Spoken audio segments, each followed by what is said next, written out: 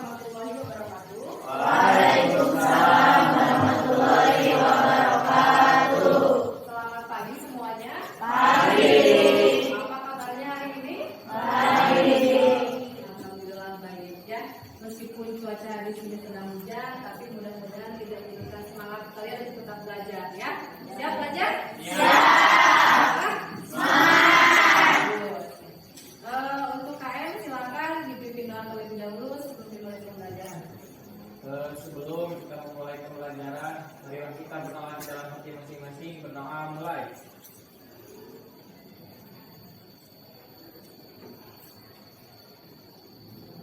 Berdoa selesai. Baik, sebelum Ibu lanjutkan, Ibu akan mengecek kehadiran kalian terlebih dahulu ya. Ibu akan absen satu per satu. Aca, Ade Elis, Arif, Akek, Ayu, Desi, Dina, Dini, Eka, Mardiani. Ya, benar lekas sembuh ya. Anak yang tidak hadir ada 3 orang ya. Itu karena sakit, kita doakan mudah-mudahan lekas sembuh. Amin. Sudah dipersiapkan bukunya? Sudah. Bawa? Bawa. Tulis? Bawa. Sebelum Ibu mulai, Ibu akan mengulas materi mengenai yang sudah Ibu berikan pada minggu lalu. Ada yang masih ingat materi minggu lalu itu membahas tentang apa? Silakan ajukan tangan. Yang mau menjawab materi minggu lalu itu membahas tentang apa? Ya, silakan Ila. Membahas mengenai metode pencatatan dana kas kecil. Ya, benar sekali. Minggu lalu itu kita membahas mengenai metode pencatatan dana kas kecil. Ibu mau tanya lagi, ada berapa metode pencatatan dana kas kecil itu? 2, ya. Silakan Santi, apa saja? Ada metode fluktuasi dan metode impres. Ya, benar ya. Ada metode impres sama metode Fluktuasi. Sekarang siapa yang bisa menjelaskan apa itu metode impres? Ya, silakan Putri. Metode impres adalah metode pencatatan dana kas kecil, di mana jumlah saldonya akan selalu tetap dari waktu ke waktu. Ya, benar. Kalau metode impres itu berarti saldonya akan selalu tetap ya dari waktu ke waktu. Kalau metode fluktuasi itu apa? Coba siapa yang bisa menjawab? Ya, silakan Eka.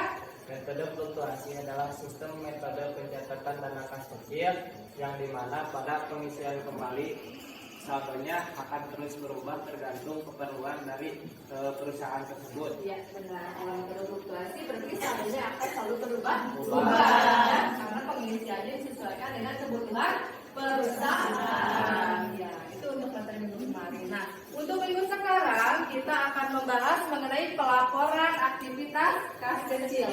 Ada kaitannya tidak tentang aktivitas kas kecil dengan metode yang kita bahas minggu kemarin? Ya, berkaitan ya antara metode pencatatan dengan aktivitas kas kecil. Karena dalam aktivitas kas kecil ini nanti akan dibahas tentang pembentukan kas kecil, baik itu menggunakan metode impres ataupun fluktuasi, penggunaan kas kecil menggunakan metode impres ataupun fluktuasi, dan juga pengisian kembali menggunakan metode impres dan juga metode fluktuasi. Ya, itu kaitannya.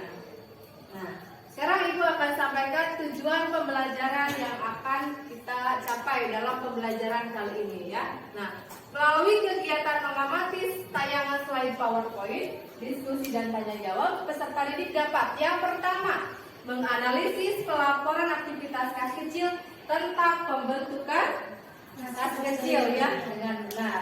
Yang kedua, menganalisis pelaporan aktivitas kas kecil perusahaan tentang penggunaan kas kecil dengan benar. Dan yang ketiganya, menganalisis pelaporan aktivitas kas kecil perusahaan tentang pengisian kembali kas kecil dengan benar ya. Nah, untuk minggu sekarang 3 saja dulu tujuan pembelajaran yang ingin dicapai. Untuk 2 lagi kita akan lanjutkan di minggu depan ya gitu.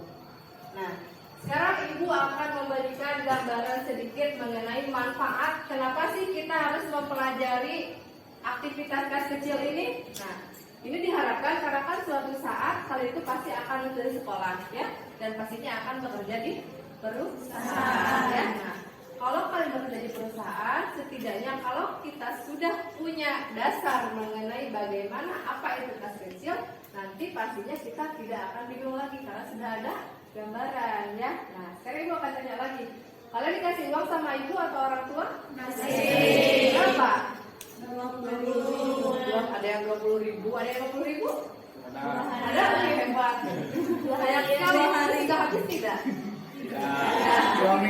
Jangan dihabisin ya, harus ditabung. Nah, kalian dikasih uang sama orang tua itu kalian yang minta atau orang tua yang ngasih?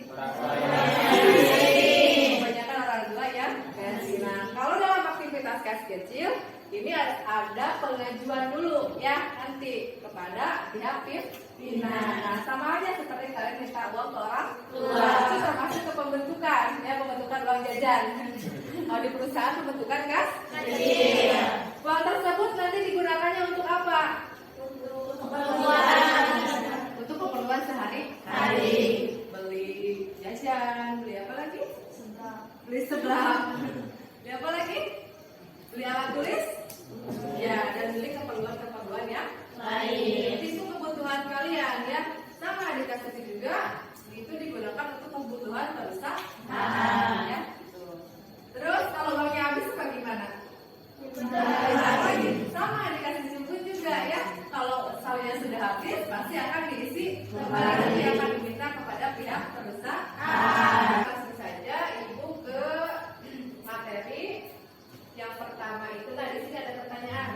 Apa yang kalian ketahui mengenai kas kecil? Silahkan. Ada yang bisa menjawab? Nah, dari siapa dulu? Eka dulu atau Eka dulu? Silakan, Eka dulu. Apa itu kas kecil, Kak? kas kecil adalah kas yang berasal dari perusahaan yang digunakan untuk keperluan yang bersifat rutin dengan nominal yang relatif kecil. Ya, kalau menurut Ila?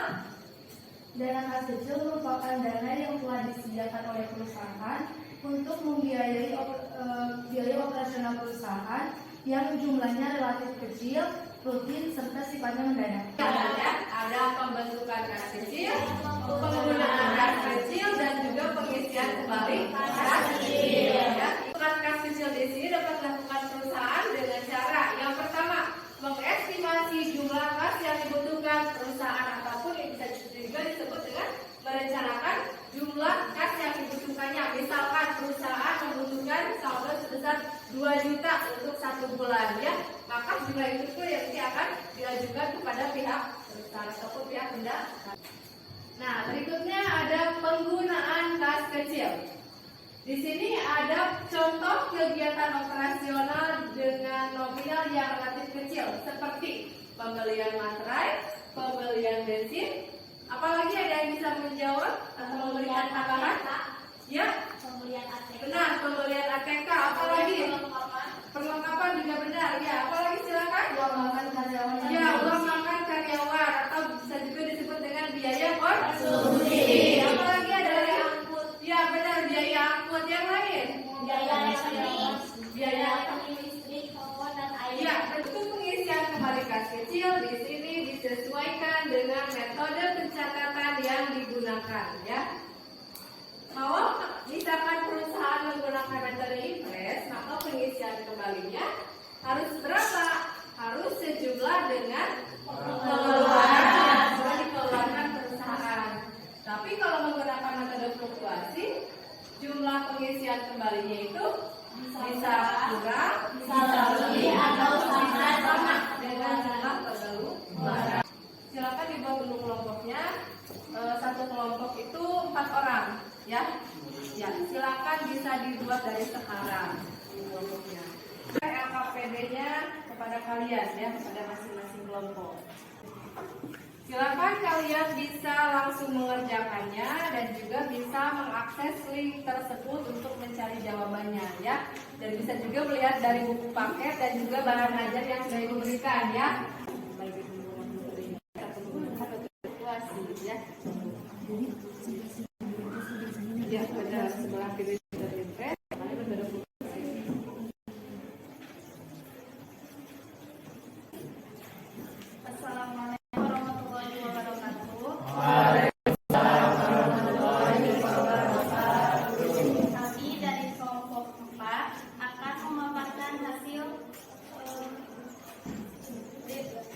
kerja kelompok kami.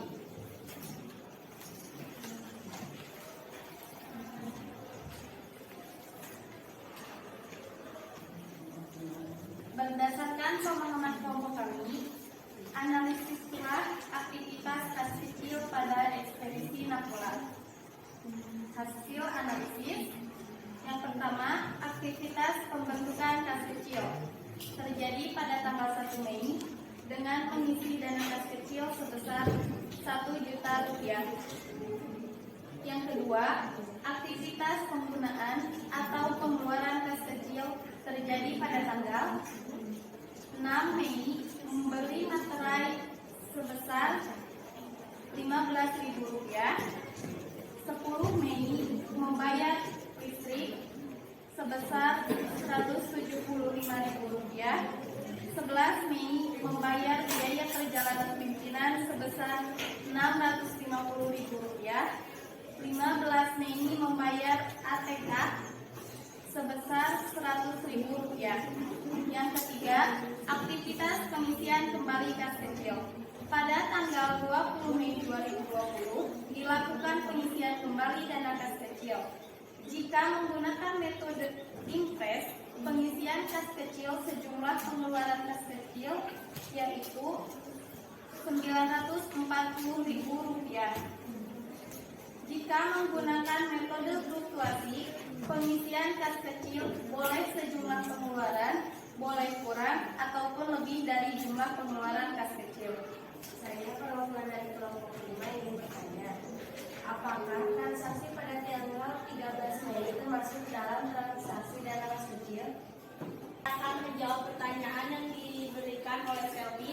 Tidak, karena transaksi yang terjadi pada tanggal 13 Mei 2020 itu dibayar untuk utang usaha. Siapa lagi yang mau memberikan kesimpulan? Ya, silakan Eka.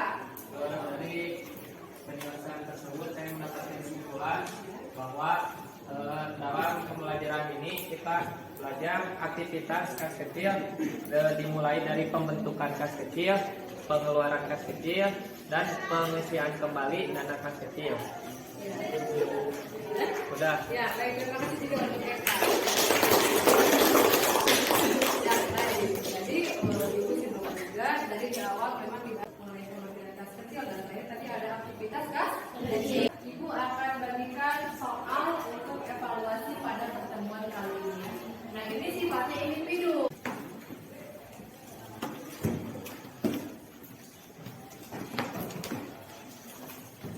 Kerjaannya 30 menit cukup. Waktu siapa yang fleksibel waktunya 2 menit. Silakan. Ya. Terima kasih untuk pertemuan kali ini dan Ibu akan sampaikan untuk pertemuan di minggu depan. Itu yang akan kita bahas adalah pelaporan aktivitas kas kecil dalam bentuk jurnal, ya, menggunakan metode IFRS dan juga menggunakan metode fluktuasi. Di minggu depan itu kalian nanti akan melakukan penjelasan secara lengkap, mulai dari pembentukan, penggunaan, dan pengisian kembali, ya, menggunakan metode IFRS dan metode fluktuasi. Ini saja untuk pelajaran kali ini dengan saya silakan pada terlebih dahulu sebelum menutup pelajaran. Sebelum pembelajaran ini, kali ini kita berlanjut masing-masing penawaran mulai.